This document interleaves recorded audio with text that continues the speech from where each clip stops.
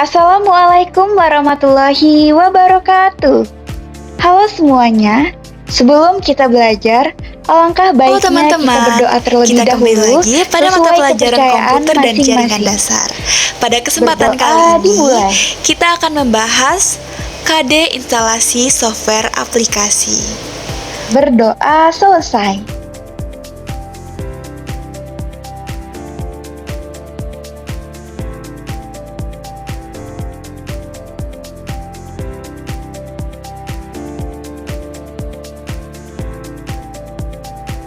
Ini merupakan alasan kita mengapa harus belajar instalasi software aplikasi.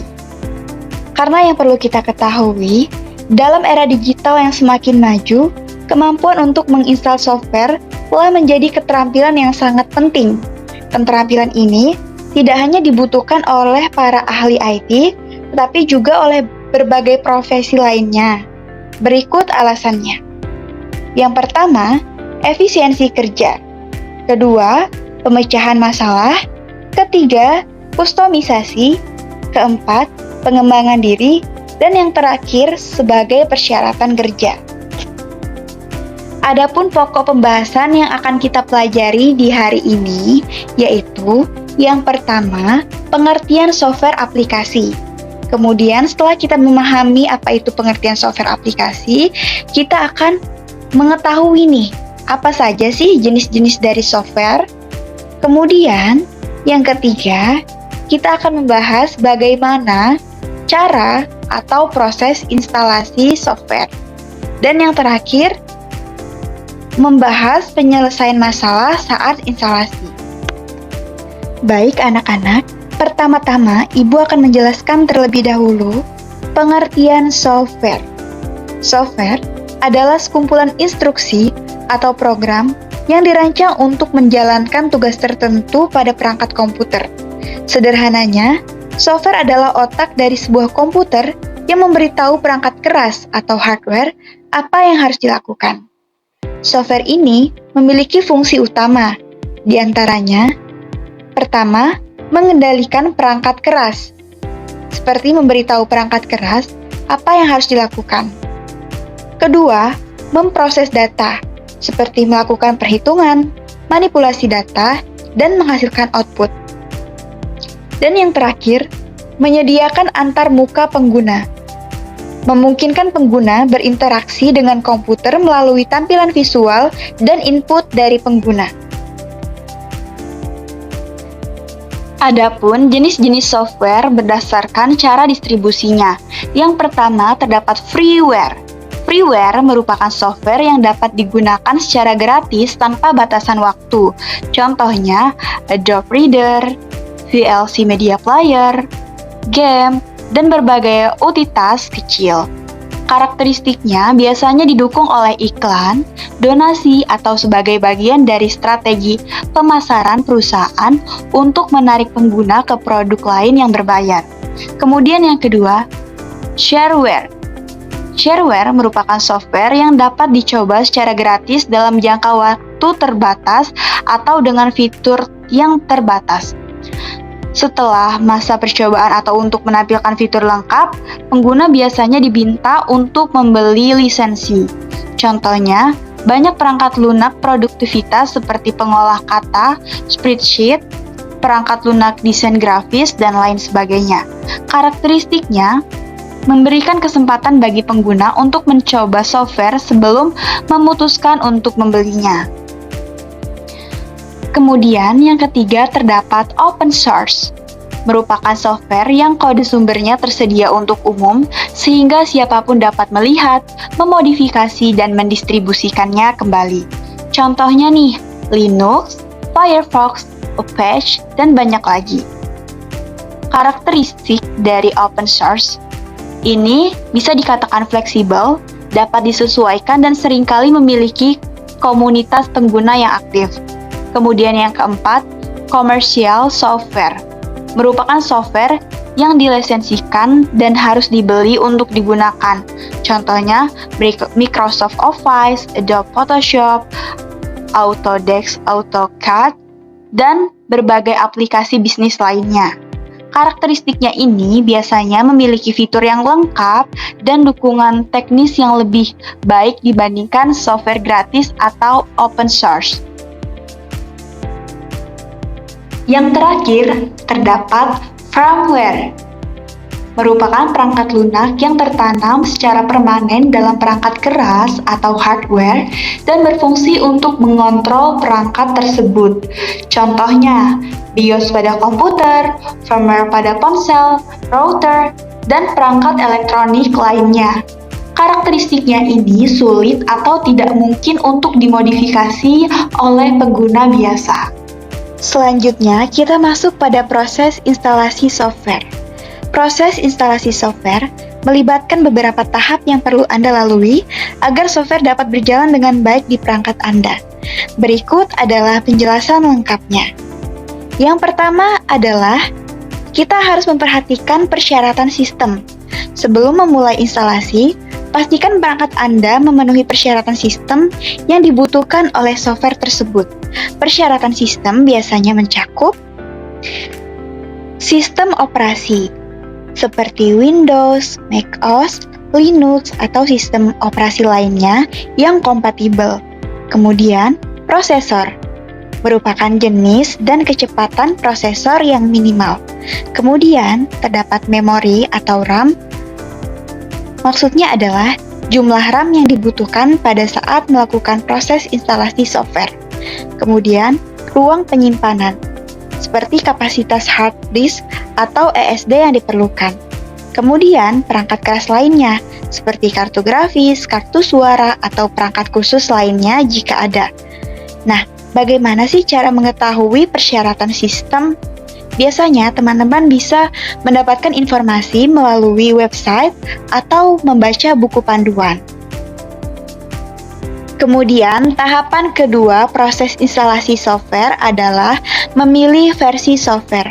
Terdapat berbagai versi software yang tersedia seperti versi stabil, merupakan versi yang sudah teruji dan jarang mengalami bug. Kemudian versi beta, merupakan versi uji coba yang mungkin masih memiliki beberapa bug. Kemudian yang terakhir, versi portable, merupakan versi yang tidak perlu diinstal dan dapat langsung dijalankan dari media penyimpanan. Kemudian, tahapan ketiga pada saat proses instalasi software adalah mempertimbangkan dalam memilih versi. Kita harus mempertimbangkan sesuai kebutuhan, stabilitas, dan juga fitur terbaru.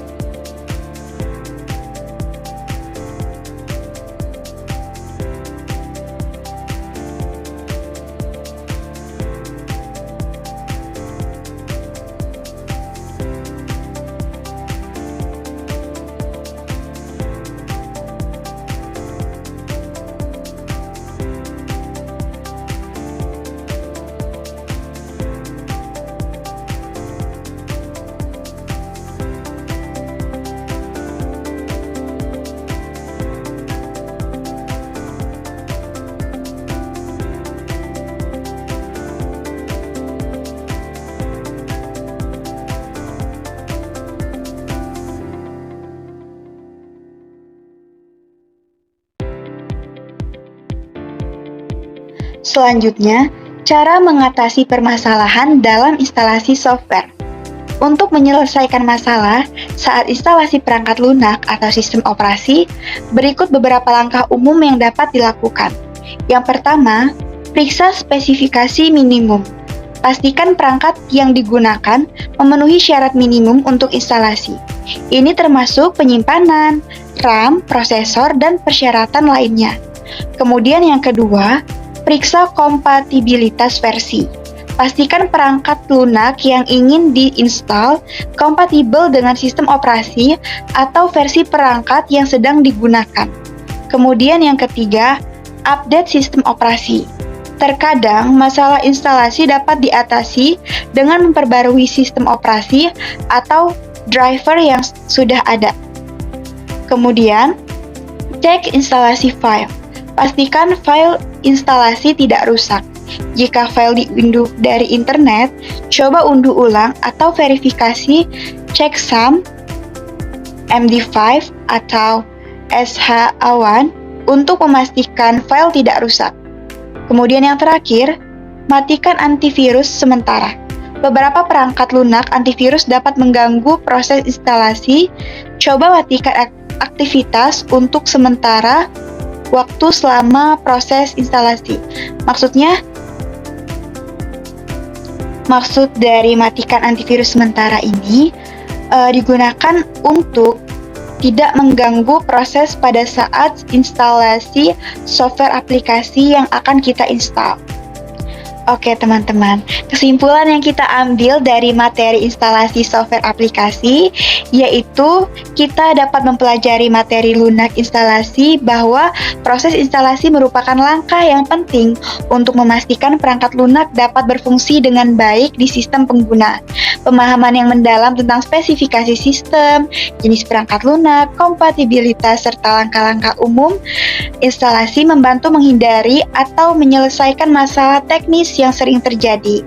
Pengguna juga perlu memahami cara menggunakan hak akses administrator, melakukan pemecahan masalah saat menghadapi kendala, dan mengetahui pentingnya memperbarui sistem secara berkala agar perangkat lunak dapat berjalan optimal.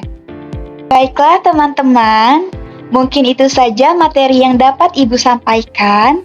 Sebelum kita mengakhiri materi hari ini, Ibu ada kuis untuk kalian mengenai instalasi software aplikasi. Tuangkan pemahaman kalian mengenai instalasi software aplikasi dengan menjawab beberapa pertanyaan yang terdapat di dalam kuis. Selamat mengerjakan!